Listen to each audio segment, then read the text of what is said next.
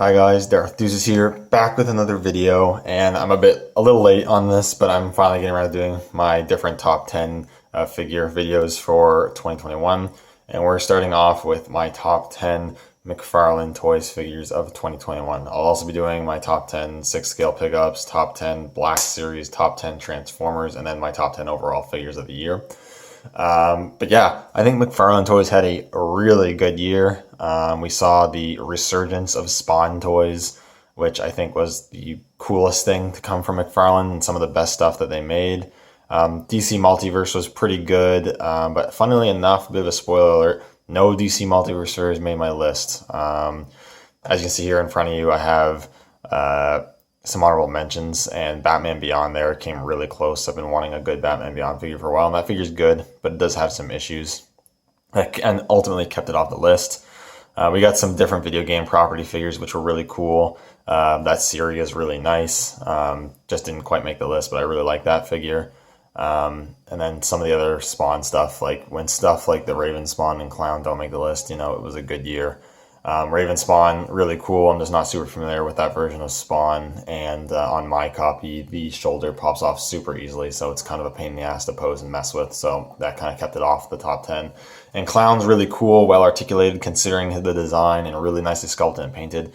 But I wish it wasn't the deluxe. I wish they just didn't give him that big ass gun backpack thing. It just, yeah, I don't display him with it because it takes up too much space on the shelf, so I kind of wish he was a standard release, but he's still really cool.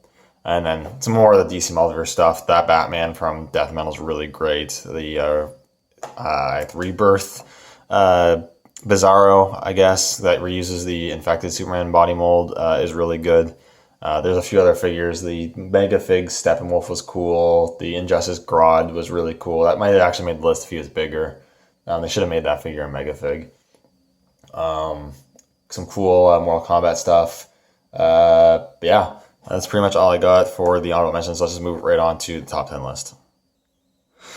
So number 10, we have the Warhammer 40k Sister of Battle.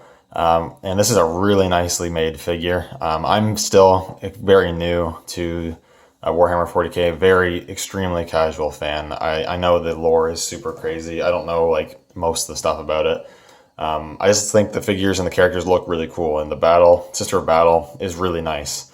The sculpt and painted detail, not like a crazy amount of paint, but the sculpt and the painted detail that is there is really nicely done. I like the proportions. I like everything about the design. It looks badass.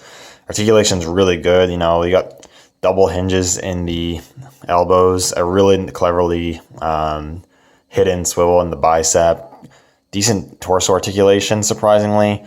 Legs really move, like it's a really nicely posable figure. It's imposing. I like the accessories, the chain sword, and the bolter, and then I guess the backpack too. It's just a really solid figure. I really like this one. The Warhammer figures are really cool. They didn't release too many this year, but this one was a really nice one. Next up at number 9, we have the Mandarin Spawn, specifically the deluxe release, but you could consider any of the three in this spot. I have all three. I really like the standard red and gold, and even the gold label blue one is pretty good as well. But ultimately, even though I'm not a fan of the price on this deluxe, I think it's overpriced. It is still really nice. It's got, I think, in my opinion, the best paint apps of the bunch. I prefer this head sculpt on this one over all the others. This one comes with all the accessories the previous two releases came with, plus it comes with this big double-bladed sword and the big shield, which looks really nice.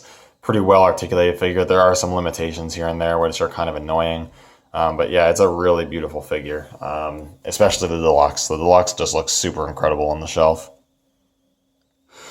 And number 8, we have Geralt of Rivia from The Witcher 3, The Wild Hunt. This year, I got right into The Witcher. I finally got around to buying The Witcher 3, played that game and loved it. I put so many hours into that. That's an amazing game.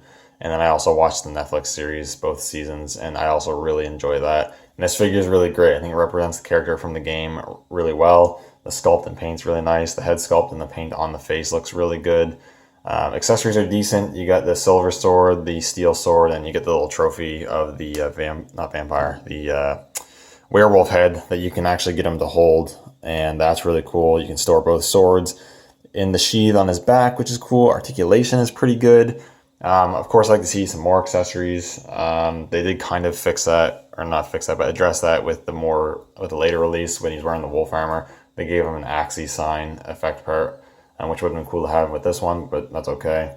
I also don't like how they make the sword inside of the sheaths hollow. I think that's a really weird. I don't know why companies design sword sheaths like that.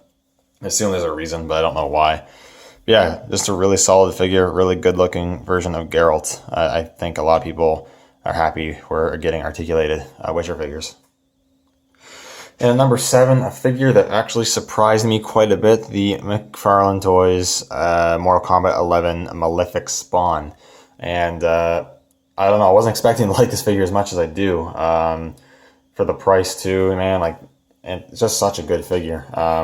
It is using the base mold for the Mortal Kombat 11 standard spawn base mold, but they remolded like 80% of the figure. Like the only things that are straight up reuse is like the biceps and the thighs and the knees, like the feet, the shins, the belt section, the entire torso, the shoulder plates, the forearms, the head sculpt are all new mold. The paint is for the most part pretty good. I do wish the cape had a bit more weathering. It's a pretty bright red, but it is different from the standard spawn from Mortal Kombat 11, so I don't mind it. I love the necroplasm energy effects that he comes with. Those are really cool, and especially good if you didn't get the Kickstarter. You can still get some of the effect parts and use them with other spawn figures, which is awesome. Articulation's great because it's using that Mortal Kombat 11 system that the other spawn figure used. It's really well articulated, and I just like using this as like an alternate version spawn, like a different character completely. Instead of being Al Simmons, just some other character that has the spawn costume in my display. And yeah, it's just a really cool different version of spawn. I really like it a lot. And at number 6, we have Noob Saibot from the Mortal Kombat 11 line. And I think this figure is incredible. This is one of the characters I definitely wanted Mcfarlane to tackle in the Mortal Kombat 11 line.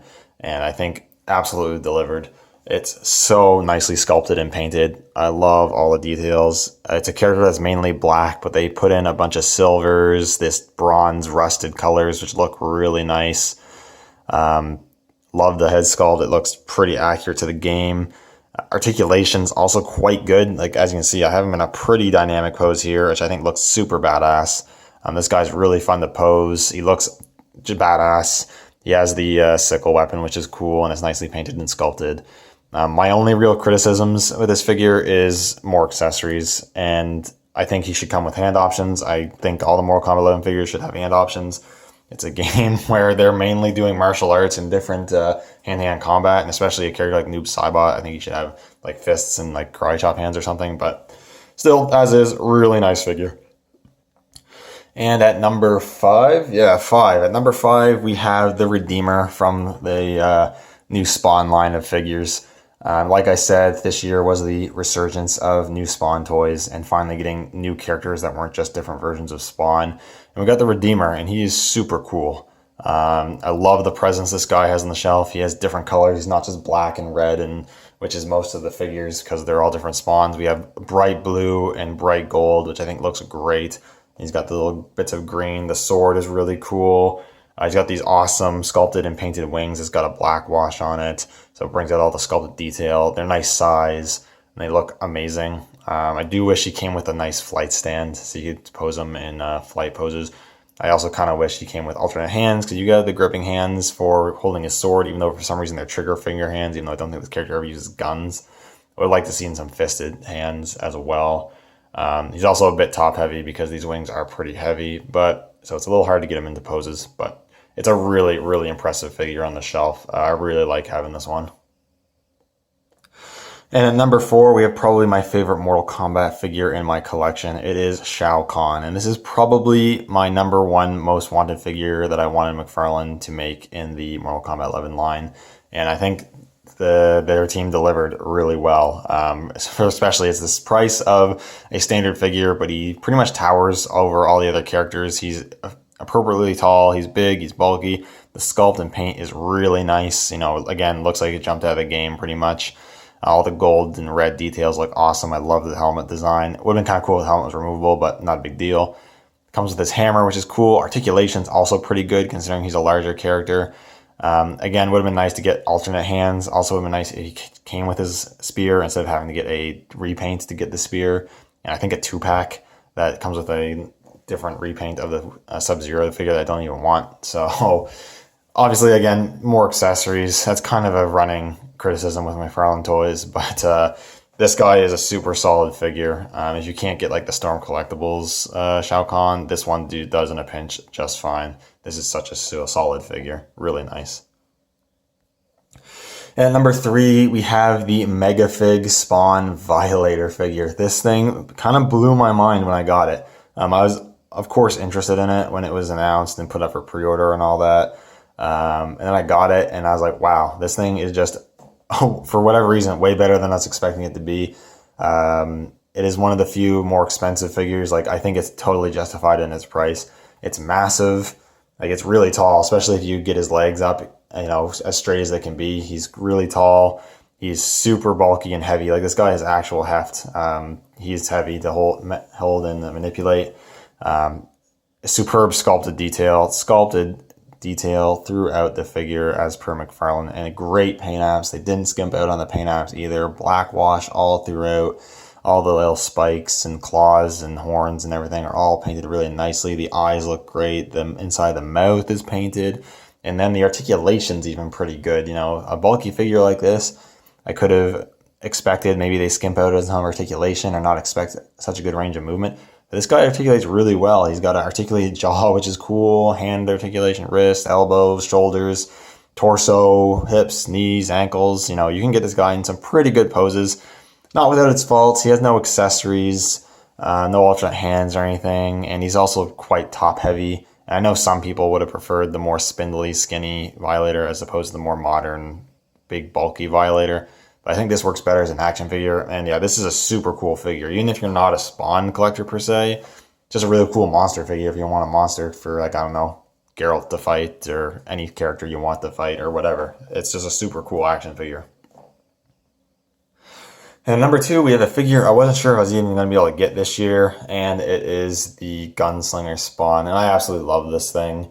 I'm a big Western fan. I love old Western movies, and I love it when they do different takes on like the Western theme. I think a Western style Spawn is such a cool concept. Yeah, I really like this character, and I really like this figure. Super well articulated. I have no real issues with articulation. Sculpt and paint, for the most part, is really nice. I love the sculpt and paint of this figure. And accessories are also really great. He's got the holster you can sling around his shoulder for his rifle. Comes with the rifle. Comes with the revolvers. You can store the revolvers on his holsters on his hips. Yeah, it's just such a solid figure. I think one of Mcfarlane's bests when it comes to the Spawn line. Probably just their figures in general. In terms of the modern stuff that's been coming out lately. Yeah. Just love this guy. Not too much else I can say. And then my number 1 Mcfarlane Toys action figure for 2021, which probably isn't a big surprise if you saw my top figures of 2021 so far half a year ago. It is the Kickstarter Classic Spawn. I backed the Kickstarter. It was technically supposed to come out in 2020, but it never got to like anyone or most people until 2021. So counting as 2021 release, and I think it's just an incredible figure. I know some people have some complaints, and some of those complaints are definitely warranted. Don't get me wrong. The plastic cape is limiting. The pose molding of the torso and the neck joint, you know, it is a problem. But some people go too far with this. They say it's a statue. It's not. It has almost the exact same articulation as the Mortal Kombat 11 Spawn. Just slightly worse, and even still, you can get this guy in some great poses. I still love the cape. I think it's painted and sculpted really well. The figure itself, all sculpted and painted, amazing. It has such a presence on the shelf. A bunch of accessories, the big sword, the energy effects, the gun, the unmasked head sculpt. With this one, it's like the all burnt up sculpt with him screaming, which I love that sculpt. I think that looks awesome. Yeah, I think it's just an incredible figure, and it's my favorite Mcfarlane Toys figure in my collection. And I don't know if that'll ever change. I don't know. We'll see what happens in 2022 and beyond. But anyways, that is my top 10 Mcfarlane Toys figures of 2021. I think it was a really good year for Mcfarlane. But let me know what you guys think. If you guys collect Mcfarlane toys, what were some of your guys' favorite figures of this year? Again, of course, this is my very subjective list. Your list is going to be much different, of course. But let me know what you guys think. Let me know what your favorite figures from Mcfarlane were this year. Watch out for my other top 10 videos, which will come pretty soon. And yeah, thanks for watching. I'll see you all in the next one.